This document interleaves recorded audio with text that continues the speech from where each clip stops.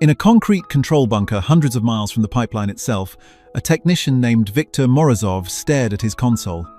The air was thick with the smell of stale cigarette smoke and hot electronics. It was June 1982.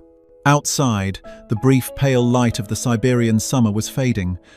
Inside, the green screen characters on his display were no longer making sense. It began subtly. A pressure sensor deep in the remote wilderness reported a figure that was illogical. A transient spike, quickly dismissed as a sensor glitch. The automated systems, designed by the brilliant minds at the Ministry of Gas Industry, were programmed to handle such anomalies. They would isolate, compensate, and report. But then, a second sensor reported an impossibility, and a third. Morozov watched, his blood cooling, as the data cascade began. A pump station reported its status as online and offline simultaneously. A critical valve, number 83B, registered a pressure of 500 atmospheres. Then 800. The console blinked a calm, steady green, insisting the valve was functioning perfectly within safe parameters, even as the numerical readout screamed that it was moments from catastrophic failure. The steel of the pipeline wasn't rated for half that. He reached for the manual override. His fingers flew across the keyboard, typing the shutdown commands. The system ignored him. He tried again. Access denied. A cold sweat beaded on his forehead. This wasn't a glitch. A glitch was a frozen screen, a nonsensical string of characters. This was different. The system was lying to him. It was actively, intelligently resisting his control, reporting a tranquil, all-normal status, while the physics of the situation hurtled toward disaster. The chief engineer, a heavy-set man named Borin, was shouting into a telephone, his voice tight with panic. He slammed the receiver down. "The field crews can't get a signal," he growled. "The entire section is dark." Victor looked at the main pressure graph. The line, which should have been a gentle rolling wave, had become a vertical spike. It had breached 1,000 atmospheres. It was no longer a reading. It was a countdown. "It's gonna go," Victor whispered. Borin grabbed the console, shaking it uselessly. "Shut it down. Shut it down." "I can't," Victor said, his hands raised from the keyboard in surrender. "It won't let me." Miles away, in the desolate heart of the taiga, the ground swelled. The pressure inside the massive 48-inch steel pipe exceeded the tensile strength of its welds. The earth ripped open. With a deafening low-frequency roar, millions of cubic meters of natural gas vented into the atmosphere in a single catastrophic instant. The friction and the force of the escaping gas ignited the plume. The result was not an explosion in the conventional sense, it was a fuel-air detonation of biblical proportions. A column of fire thousands of feet high turned the Siberian night into day. The heat bloom was so intense, so vast, that American infrared satellites in geosynchronous orbit immediately registered it. At NORAD, deep inside Cheyenne Mountain, analysts scrambled, their blood running cold. They logged the event as a possible tactical nuclear detonation. But there was no missile launch, no radioactive signature, just a flash, a fireball that dwarfed Hiroshima, erupting from the middle of nowhere. Back in the control room, the screens went black. One by one they blinked out, replaced by a single, mocking phrase: "System error." No data. The phones were dead. The radios were static. The silence that returned was no longer the peaceful quiet of the forest. It was the thick, suffocating silence of the void. The news hit the Kremlin like a physical blow. The first reports were fragmentary, confused. An accident, a fire. But the scale of the fire was the problem. Soviet military intelligence, the GRU, was the first to grasp the implications. Their satellite reconnaissance, once the film was processed, showed a scorched crater miles wide. The pipeline, the artery, was severed. The KGB was scrambled immediately. Within hours, investigators from the 1st Chief Directorate, PGU, and the 2nd Chief Directorate, Internal Security, were on military transports, heading east. This could not be an accident. An industrial failure of this magnitude was impossible. The systems were triple redundant. The engineering was the pride of the nation. This had to be sabotage. This was the great fear. That the Americans, through their Central Intelligence Agency, had finally found a way to strike directly at the Soviet homeland, to attack their economic center of gravity without triggering a nuclear war. The investigators descended on the blast site, their faces wrapped in scarves against the acrid smoke. They waded through a landscape of blackened trees and twisted, molten steel. They were looking for the telltale signs of an explosive charge, for the chemical residue of Semtex or C4. They were looking for timers, for detonator wires, for anything that pointed to a human hand. They found nothing. There was no bomb crater, just a massive, shallow bowl where the earth had been vaporized. The pipe had not been breached from the outside in, it had been torn apart from the inside out. The evidence was irrefutable. The pipeline had destroyed itself. This was the moment the confusion truly set in. This was the birth of the mystery. The investigators turned their attention to the control room. They seized the logs. They interrogated Viktor Morozov and the engineering staff. The men, pale and shaken, could only repeat their story. The system went mad. It lied. It fought them. The KGB officers, men who had spent their lives hunting spies and traitors, were stumped. They understood bombs. They understood traitors.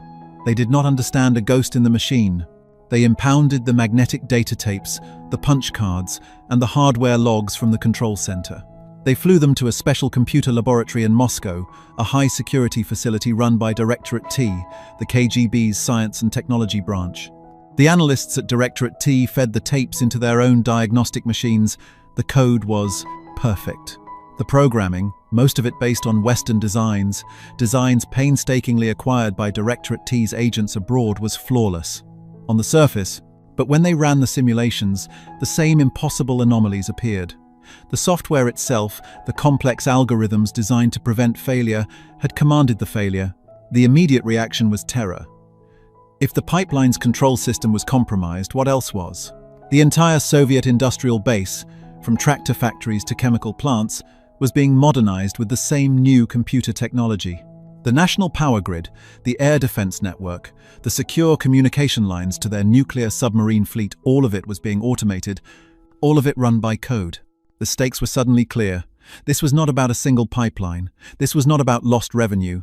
This was about the total, systemic vulnerability of the Soviet Union. An unknown, unseen enemy had found a way to turn their own technology against them. The ghost in the machine was not a technical glitch. It was a weapon. A weapon they could not see, could not find, and could not fight. The hunt was on, but the KGB was looking for a phantom.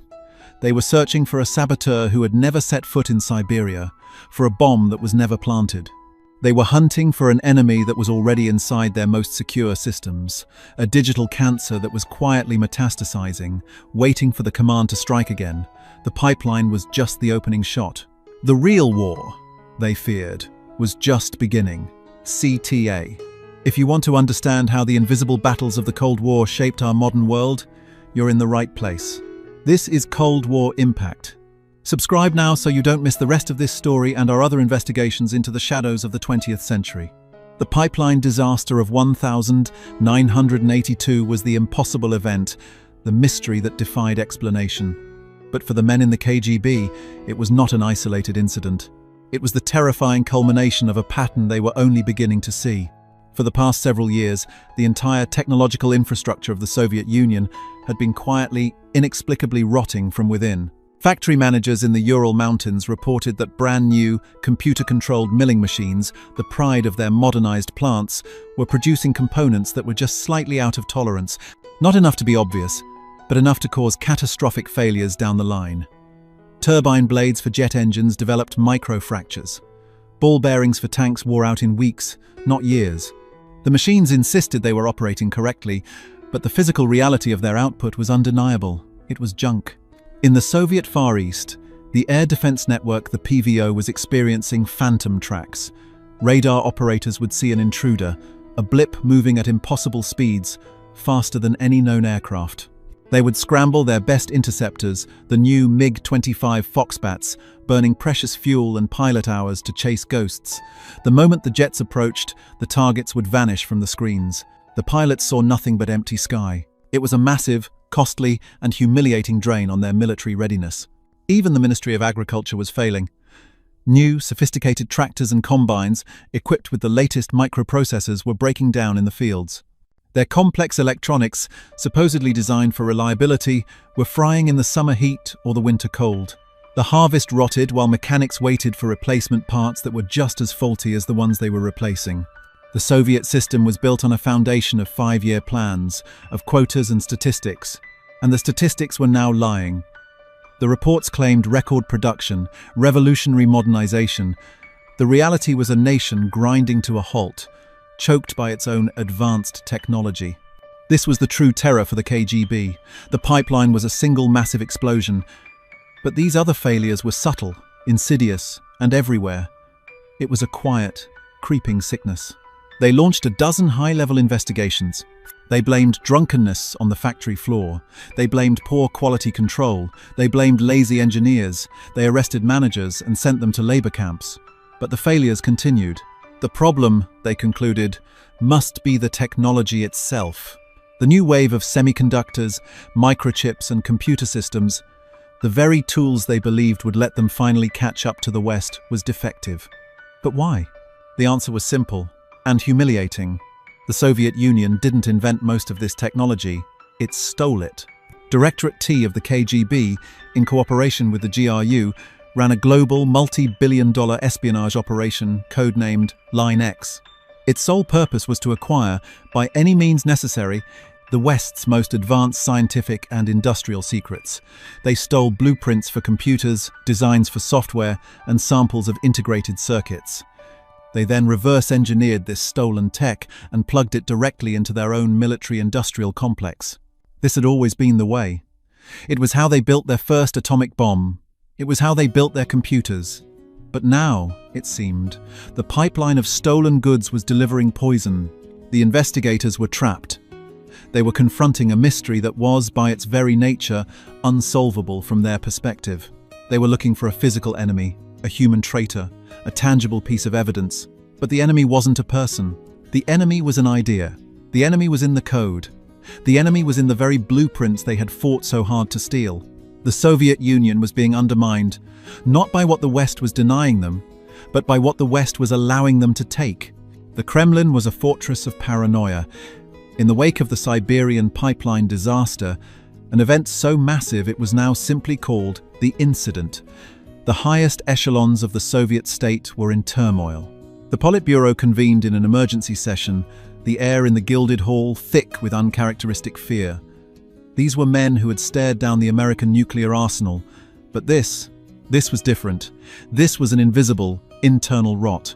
Mikhail Suslov, the party's aged, grim-faced chief ideologue, framed the problem in stark, terrifying terms. "Comrades," his reedy voice cut through the smoke, "we are facing a new kind of war, a war of ghosts and shadows. The Americans are not attacking our tanks, they are attacking our factories. They are not bombing our cities, they are bombing our data." The response was immediate and overwhelming. A special state commission was formed, a troika, with unprecedented power, led by a ruthless KGB deputy chairman, a humorless GRU general, and a panicked minister from the industrial sector. Their mandate was simple: find the source of the technological plague and excise it, no matter the cost. The Soviet scramble began. It was a massive, clumsy, and brutal investigation that tore through the scientific and industrial heart of the nation. The Commission's first act was to treat the symptom, not the disease. They launched a vast, internal purge. This was a threat, and threats were met by the Chekists' boot. Investigators from the Second Chief Directorate descended upon the Ministry of Gas Industry, upon the research institutes in Novosibirsk, and upon the military design bureaus in Moscow. They operated on the only logic they knew: treason. This catastrophic failure must be the work of human hands, of wreckers and spies paid in American dollars. Engineers who had worked on the pipeline control software were arrested in the dead of night. Viktor Morozov, the technician who had helplessly watched the console as Siberia exploded, was subjected to weeks of relentless interrogation. They shouted at him, "Who gave you the codes? How did you communicate with your CIA handler? What was the signal?" Morozov, and hundreds like him, could only repeat the truth. The system did it itself. The code was wrong. It lied to us. This answer was unacceptable. It was technologically illiterate. It was insane. To the investigators, it was a poorly constructed lie. A machine could not lie. A machine did what it was told. Therefore, someone must have told it to fail. The purge widened. Factory managers, low-level programmers, and quality control inspectors were arrested, accused of economic sabotage. The gulags, never empty, saw a new influx of technical prisoners. But the purge found no spy ring. It found no CIA handler. It found only terrified, confused men. And the failures continued. Simultaneously, the Commission turned its cold eye on Directorate T, the KGB's own vaunted Line X acquisition division. The men who had been heroes yesterday, the dashing illegals who stole the West's secrets, were now suspects. Their acquisitions were quarantined. Every stolen microchip, every reel of magnetic tape, every photocopied blueprint was re-examined with paranoid scrutiny. Had their agents been doubled? Were they being fed this technology? A dreadful, circular logic took hold. To admit the stolen technology was the source of the poison was to admit that the entire Line X program, a cornerstone of Soviet technological progress for the past 2 decades, was a catastrophic failure. It was to admit that their best spies were either traitors or fools. This admission was institutionally impossible. The Commission's report, therefore, concluded the opposite. The principles of the stolen technology were sound, but they were being implemented incorrectly by domestic saboteurs. The purge continued, solving nothing. While the investigators hunted for human traitors, the bogeyman itself was growing stronger, embedding itself deep in the psyche of the Soviet military. The most terrifying front in this invisible war was not in the factories, but in the skies over the motherland. This is where the mystery became a legend. The PVO, the Soviet Air Defense Forces, was the largest, most sophisticated air defense network ever built. It was a continent-spanning web of thousands of radar sites, surface-to-air missile batteries, and interceptor squadrons, all designed for one purpose: to repel an American nuclear strike. And in the early 1980s, it began to see ghosts. Major Ivan Belenko, a pilot in a high-readiness MiG-25 squadron near Murmansk, lived this legend. The MiG-25 Foxbat was the pinnacle of Soviet engineering, a monstrous stainless steel interceptor built to fly at 3 times the speed of sound and reach the very edge of space. It was designed specifically to hunt and kill the one American aircraft that terrified them, the SR-70, one Blackbird. The alert siren would scream at 3 a.m. Belenko would be sprinting across the frozen tarmac, the icy air searing his lungs. 20 minutes later, he would be at 80,000 feet, his cockpit a lonely bubble of light against a black, star-drenched sky, the curvature of the Earth clearly visible below. His ground control intercept, GCI officer, would be vectoring him in, his voice a tense crackle in Belenko's helmet. Target is bearing 030, range 100 kilometers, Angels 90, speed Mach 4.5. Belenko's blood would freeze. Mach 4.5, 90,000 feet. There was no such aircraft. Not even the Americans had that. Confirm speed, he would radio back, his own voice tight. Confirmed, 4.5, intercept, arm your missiles. Belenko would push his throttles forward, his Tumansky engines gulping fuel in massive, inefficient torrents. He would line up for the attack, his own radar sweeping the empty blackness ahead, and he would see nothing. No contact, he would report. Radar is clear. Impossible, the GCI would shout. My screen is lit, it's right in front of you. Fire, fire! Belenko would stare into the void. There was no heat bloom, no exhaust trail, no radar return. Just the calm, steady readouts of his own systems, telling him he was alone. And then, the GCI's voice would drop, laced with a familiar, weary panic. The target! It's gone. It just vanished from the screen. This happened not once, but dozens of times. All along the Arctic Circle, from the Kola Peninsula to the Bering Strait, PVO operators watched their screens light up with impossible targets. These phantoms would fly in erratic, high-speed patterns, triggering the entire defense network. Squadrons would scramble.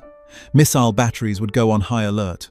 The system would burn through millions of rubles in fuel and resources, tracking ghosts. The effect was devastating. It was more than a waste of resources. It was a psychological weapon. The pilots and radar operators, the frontline defenders of the nation, began to distrust their own equipment. They began to doubt their own eyes. Was the radar lying? Was ground control hallucinating? Or was there really something out there? An American ghost plane, so advanced that it could appear and disappear at will. The paranoia was crippling, helplessness set in. The PVO was the shield of the nation, and the shield was full of holes. But the holes weren't physical, they were in the data. The bogeyman wasn't an aircraft. It was in the circuits of the radar stations, in the software of the command and control computers. But the Soviets, lacking the concept of a logic bomb or a Trojan horse in their software, had no framework to understand this. They were fighting a digital enemy with analog tactics. The Kremlin Commission, faced with a failing purge and a military terrified of phantoms, was forced to draw conclusions. Their investigation had to produce an enemy, and if they couldn't find the real enemy, they would have to invent one. The theories they developed became the new, secret orthodoxy. They were all wrong, and they all pushed the Soviet Union further down a path of self-destruction. The first and most dominant theory was that of a new, undetectable American weapon. The pipeline explosion, they reasoned, was not caused by a software glitch. It was caused by an external energy pulse. They hypothesized that the Americans had deployed a new type of reconnaissance aircraft, or perhaps a satellite, that could beam a high-energy microwave pulse or a particle beam to overload and destroy electronic systems on the ground. This theory neatly explained everything. It explained the ghost radar tracks. Those weren't phantoms, they were the weapon itself, maneuvering at impossible speeds. It explained the pipeline disaster. The weapon had zapped the control systems. It explained the failing microchips in their factories. They were being slowly cooked by this invisible energy field. This conclusion was horrifying, but it was also a relief. It meant their own technology wasn't flawed. It was simply being attacked. The response was predictable. They poured billions of rubles they did not have into hardening their infrastructure. They demanded new shielding for their computers, new filters for their power grids. They launched a desperate crash program to develop their own particle beam weapon to counter the American one. They were, in effect, building a multi-billion ruble shield to fight an imaginary dragon. The second theory was a variation of the first. It wasn't a new aircraft, it was a new bomber. The Americans, they believed, had finally achieved the stealth aircraft they had been rumored to be working on since the 1970s. This was the F-19, a phantom plane whispered about in Western aviation magazines. They believed this aircraft could fly deep into Soviet territory, unseen, and drop tiny precision electronic warfare devices near key installations. These devices would then infect the systems. This theory led to a massive, costly re-engineering of their entire air defense radar network. They tried to develop new low-frequency radars, new infrared search and track systems, anything that might catch a glimpse of these invisible attackers. The MiG-25, built to chase high, fast targets, was suddenly obsolete. They needed a new interceptor, one that could look down and find low, slow, stealthy planes. The effort to design this counter would drain the Soviet aviation industry for the rest of the decade. The investigation had failed. The hunt for answers had only produced deeper, more expensive questions. The KGB and the GRU, unable to find the simple, devastating truth, had created a complex, mythological enemy. They were now fighting their own shadows, spending their last resources to counter weapons that did not exist, all while the real enemy, the corrupted code, the poisoned blueprints, sat quietly on their shelves, labeled top secret, acquired by their very best spies. The cancer was in the body, and the doctors were treating the patient for a ghost. While the Kremlin's finest minds chased imaginary particle beams and hunted for non-existent stealth bombers, the real war was being managed from quiet, carpeted offices in Washington, D.C. The mystery that was bleeding the Soviet Union dry was not a new ghost plane or a death ray. It was a stack of paper. The story of the Soviet technological collapse begins not with a weapon, but with a betrayal. It begins with a man. His name was Vladimir Ippolitovich Vetrov, a 3-year-old engineer working deep inside the belly of the beast, Directorate T of the KGB, the very organization tasked with the Line X program to steal the West's technology. Vetrov was not a high-flying ideologue. He was a disgruntled, passed-over bureaucrat who had grown to despise the corruption and incompetence of the system he served. Codenamed Farewell by the French intelligence service, the DST, he was, for a time, the most important spy in the world. Beginning in 1981, Vetrov began handing over the crown jewels. In a series of clandestine meetings in Moscow, he passed thousands of pages of top-secret documents to his French handlers. It was not battlefield intelligence. It was something far more valuable. It was the complete, unvarnished, multi-year shopping list of the Soviet military-industrial complex. The farewell dossier, as it came to be known, contained the meticulous details of every piece of technology the Soviets were trying to steal, from microchips and computer software to chemical processes and missile guidance systems. It detailed what they had already acquired, what they were currently targeting, and who their agents and front companies were in the West. In July 1981, at the Ottawa Economic Summit, French President François Mitterrand quietly pulled President Ronald Reagan aside. He informed the American president of this extraordinary intelligence source and offered to share the dossier. When the files landed on the desks of the CIA at Langley, the analysts were stunned. It was the most massive and comprehensive intelligence breach the Soviets had ever suffered. The immediate, reflexive instinct of the Pentagon was predictable. Stop them. Use the dossier to identify the spy rings, shut down the front companies, and tighten the net of export controls. Block Line X at every turn. But one man, a brilliant and unassuming White House technology advisor named Gus Weiss, saw something different. Weiss looked at the dossier not as a list of threats to be blocked, but as a list of opportunities to be exploited. The Soviets, he realized, were not just stealing technology, they were addicted to it. Their own system of innovation was so calcified, so strangled by bureaucracy and central planning, that they had become completely dependent on the West for their next technological leap. They were not innovators, they were mimics. And their entire system, from their spies to their engineers, was built around the assumption that the Western technology they stole was by default good. Weiss saw a judo move, a way to use the enemy's own massive, lumbering strength against him. He took his proposal directly to CIA Director William Casey and then to President Reagan. The idea was radical, subversive, and bordered on genius. Do not stop Line X, he argued. Help it. Do not deny the Soviets the technology they crave. Give it to them, but give them a version that is ever so slightly, indetectably, wrong. Reagan, a man who understood a dramatic strategy, loved it. He authorized one of the most sophisticated and devastating counterintelligence campaigns of the entire Cold War. The goal was no longer to plug the leaks. The goal was to poison the well. The American solution was born. It was an interagency phantom project, coordinated between the CIA, the Pentagon, and the Department of Commerce. It was a war fought not with soldiers, but with engineers. The ingenuity was in its patience. This was not about a quick, satisfying boom. It was about systemic, demoralizing, and expensive failure. The operation was breathtaking in its scope. American intelligence agencies and technology companies began a delicate, secret dance.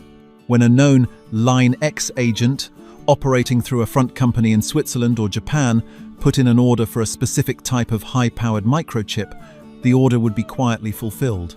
The chips would be manufactured by an American company, pass all quality assurance tests, and be shipped.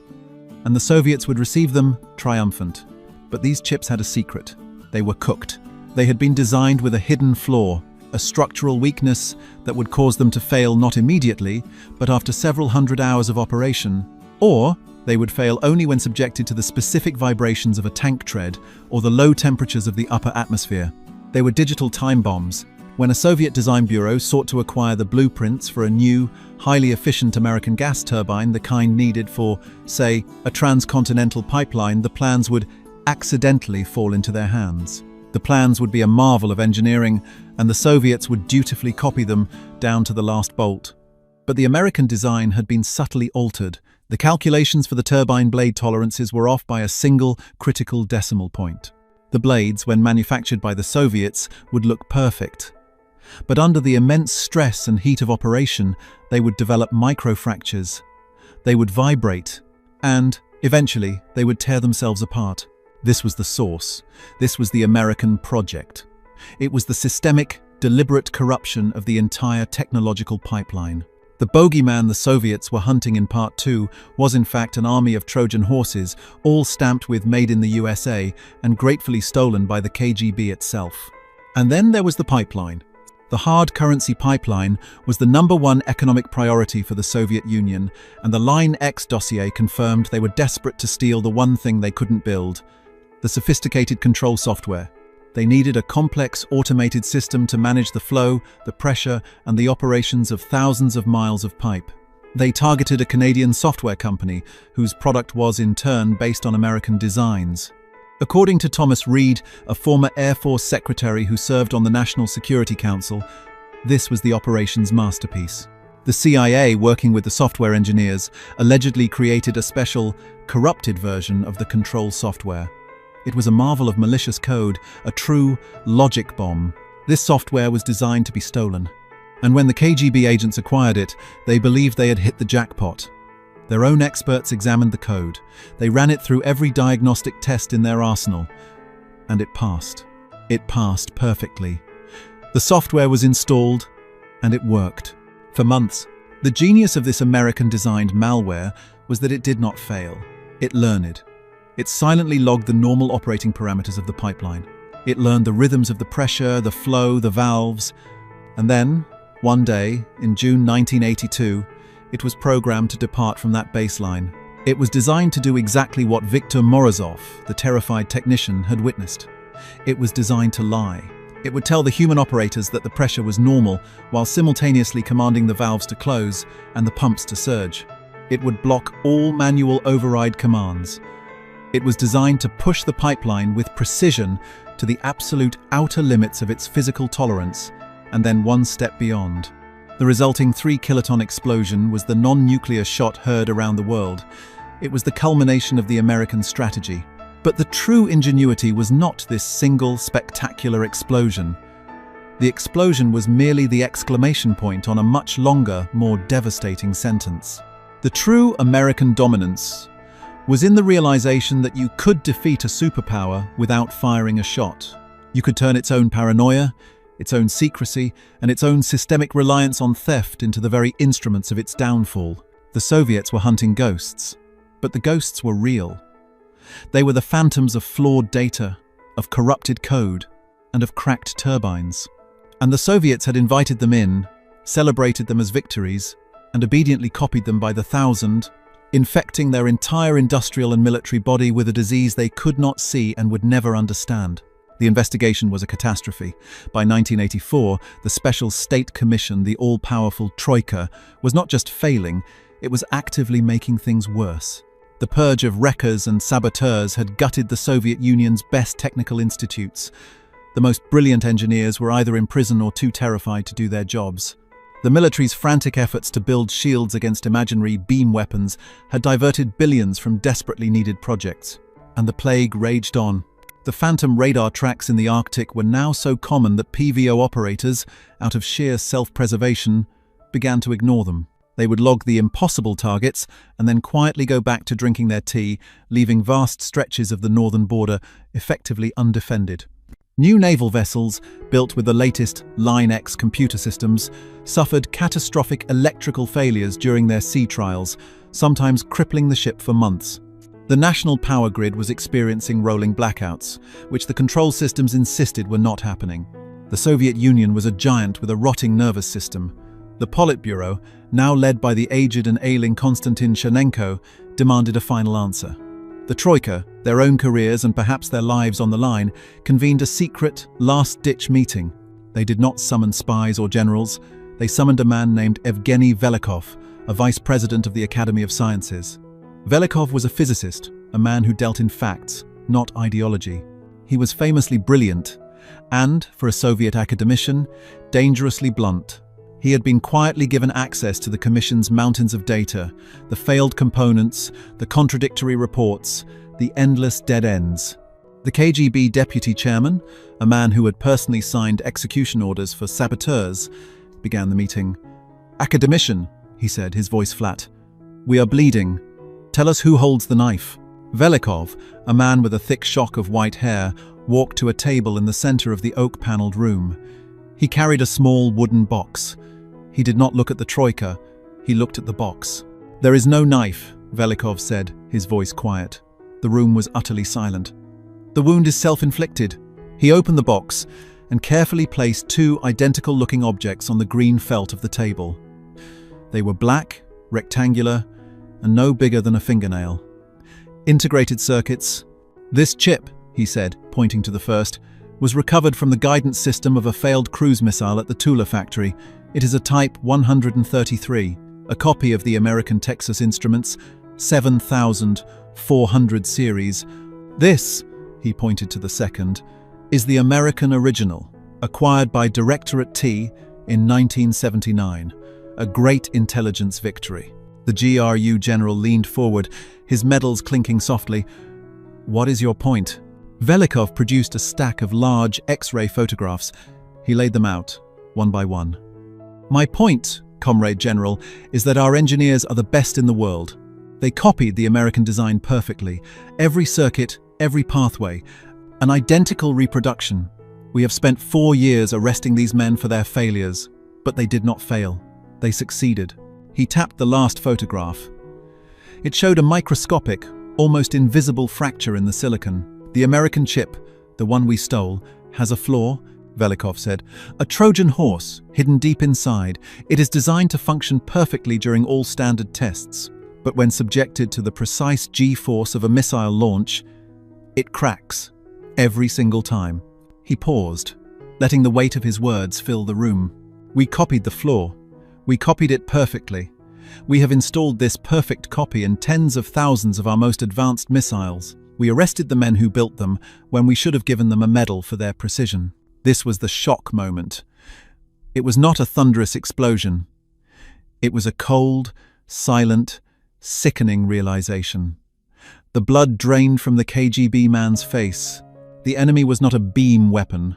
The enemy was not a stealth bomber. The enemy was them.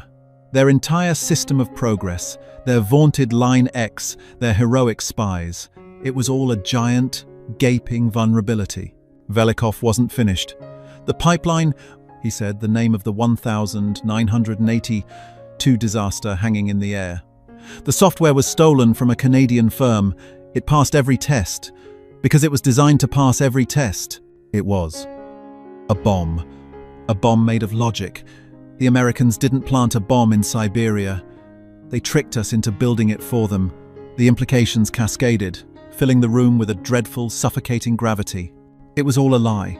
The failing turbines, the phantom radar tracks, the faulty milling machines, the glitching power grids. It was all a setup. The West, led by the CIA, had not denied them technology. They had fed them poison. They had diagnosed the Soviet addiction to stolen tech, and had for years been patiently slipping them corrupted, flawed, and malicious designs. The purge, the paranoia, the wasted billions, the hunt for ghosts. This was not an accidental byproduct. This was the American weapon. The CIA hadn't just blown up a pipeline.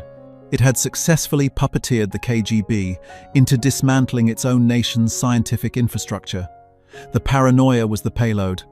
The investigation was the shrapnel. The room was silent for a full minute. The KGB man, a picture of cold fury, finally spoke. "How? How could we know?" he whispered. "How can we ever know?" And that was the real, inescapable, futile truth. They couldn't. The Commission's final, top-secret report to the Politburo was a document of pure despair. The only countermeasure they could propose was to create new institutes, new layers of bureaucracy, to test every single piece of acquired Western technology. It was a hopeless, impossible task. How do you test a chip for a flaw that only appears at 80,000 feet? How do you test a piece of software for a logic bomb that is programmed to detonate in 2 years? How do you test a metallurgical formula for a weakness that only manifests under a specific, secret operational stress? You can't. Not without the original American R&D data, and if they had that, they wouldn't need to steal the technology in the first place. This was the American checkmate. The Soviets were now trapped. They could not stop stealing Western tech, because their own domestic innovation was a hollowed-out shell. They had, for 2 generations, trained their best minds to be copycats, not inventors. But now, they could no longer trust the technology they stole. Every circuit, every blueprint, every line of code was a potential bomb. The entire foundation of their military and industrial power was now built on quicksand. Their futile response was to do the only thing they knew how: build more hardware. The PVO was still screaming for a counter to the ghosts, which they now horribly understood, were inside their own radars? The answer was the MiG-31 Foxhound, the most advanced interceptor in the world. It was a masterpiece, built around the Zaslon radar, the first phased array system ever put in an aircraft. But the MiG-31 was a microcosm of the entire Soviet dilemma. To achieve its revolutionary performance, its designers had relied on hundreds of components, processors, and design concepts from Line X. The new interceptors rolled off the assembly line, astronomically expensive, and they were lemons. The advanced avionics were plagued by the same gremlins they were designed to hunt. Processors would overheat for no reason. The radar, a work of genius, would frequently glitch, seeing its own phantom targets. The pilots, just like the PVO operators before them, began to distrust their own machines. The Soviet Union had tried to build a new, better shield to defend itself, but the Americans had ensured it was built from the same poisoned sand. The shock was complete. It wasn't just that the CIA had tricked them, it was that they had no way to recover. The enemy was inside the gates, and the gates had been opened by their own hand. The final verdict on this invisible war was not written in a peace treaty, but in an accountant's ledger. The numbers, stripped of all ideology, told the story of a mortal blow. This is the killer statistic. In the early 1980s, the Soviet leadership was banking its entire economic future on the hard currency pipeline. It was projected to bring in over $20 billion a year by the middle of the decade. This was not profit. This was survival. It was the money they desperately needed to buy grain from the West to feed their people and to fund the arms race with the United Click States. The 1,982 pipeline explosion and the subsequent disease of failing turbines and corrupted compressors did not just halt this project. It created a cascading economic hemorrhage. The immediate cost of the Siberian blast alone was estimated in the hundreds of millions. But the real cost was measured in time. The project was crippled for years. By the time the Soviets had purged their systems and rebuilt the line, the entire geopolitical landscape had changed. The Reagan administration, in concert with Saudi Arabia, had flooded the world with cheap oil. By 1986, the price of a barrel of oil had plummeted from $35 to less than $10. The Soviet Union's one great cash machine was worthless. The $20 billion a year lifeline had vanished. The CIA's logic bomb had not just destroyed a pipeline, it had, in effect, bankrupted a superpower. Simultaneously, the farewell dossier was used to deliver the public blow. In 1983, the United States and its allies conducted a coordinated, worldwide expulsion of Soviet intelligence officers. In France, 47 diplomats and officials were declared persona non grata. In all, over 200 Line X agents, the cream of Directorate T's acquisition network, were identified and kicked out of the West. The network that had taken 20 years to build was shattered in a matter of weeks. The Soviets were now blind, poor, and trapped. Their primary source of new technology was gone, and their primary source of new money was gone. They were left with nothing but the poisoned fruit of their past victories. A military-industrial complex that was quietly eating itself alive from the inside. This campaign of technological sabotage was the macro theme of the Cold War made manifest. It was the final, brutal proof of a systemic failure, a judgment on two competing philosophies, imitation versus innovation. The Soviet system was a marvel of imitation. It was built on the ideological bedrock of a single central plan. The plan was sacred. It demanded predictability. It punished risk. It glorified replication. Why, a Soviet minister would argue, should the state waste 1 billion rubles in 10 years funding 5 competing research bureaus to invent a microchip, when Directorate T could steal a proven finished American design for a fraction of the cost? This was the Soviet shortcut. For decades, it seemed to work. They matched the American atomic bomb. They built a copy of the B-29 bomber. They stole computer technology, radar technology, and chemical processes. They built a superpower on a foundation of industrial espionage. But this shortcut had a hidden, terminal cost. It trained the best minds of a generation to be copycats, not creators. It stifled the very concept of innovation, which is, by its nature, messy, chaotic, and wasteful. It requires a dozen failures to produce one breakthrough. The Soviet system, terrified of failure and waste, had systematically hollowed out its own creative core. It was a brittle, sterile giant. The American system was the opposite. It was a chaotic, often duplicative, and seemingly inefficient ecosystem of competition. The government, through the Pentagon and NASA, would throw billions at a dozen different companies, all racing to solve the same problem. Bell Labs, IBM, Fairchild Semiconductor, and Texas Instruments were not cooperating. They were in a state of open, capitalist warfare. This chaos was the source of its strength. It was anti-fragile. It thrived on failure. For every successful SR-71, there were a dozen failed airframes rusting in the desert. For every revolutionary microchip, there were 1,000 dead-end designs. This constant high-pressure cooker of innovation was something the Soviets could not possibly replicate, because it was antithetical to their entire worldview. The genius of Gus Weiss and William Casey was that they recognized this. They saw that the Soviet strength, their peerless ability to steal, was in fact their single greatest vulnerability. The CIA didn't wage a war of technology. It waged a war of philosophy. It weaponized the very concept of innovation. The poison technology was the perfect, asymmetrical weapon. It was an attack that the Soviet system was structurally incapable of defending against. To find the flaw in the American chip, you needed to understand the entire ecosystem of R&D that produced it. You needed to have the original data, the failed test runs, the competing designs. The Soviets, holding only the final stolen product, were blind. The campaign forced the Soviet Union into a horrifying checkmate. They could no longer trust the technology they stole, but they could not stop stealing it, because they no longer knew how to invent it themselves. They were now paralyzed, forced to spend their last, dwindling resources retesting and re-verifying every single blueprint, every line of code, every processor, all while knowing they would never, ever be able to find all the ghosts. The Cold War did not end in 1991 with the fall of the Berlin Wall. It ended in the mid-1980s, in secret, smoke-filled rooms in Moscow, with men like Evgeny Velikov staring at X-rays of a cracked microchip. It was in these moments that the Soviet leadership, the men of iron, truly understood their predicament. The mystery of the ghosts and the phantom planes was solved. The bogeyman had a face, and it was their own. The pipeline explosion of 1982 was more than an industrial disaster. It was a funeral pyre for the Soviet idea. It was the moment a war of invisible data and corrupted logic produced a 3-kiloton, real-world exclamation point. It was the physical manifestation of a systemic rot that had been festering for decades.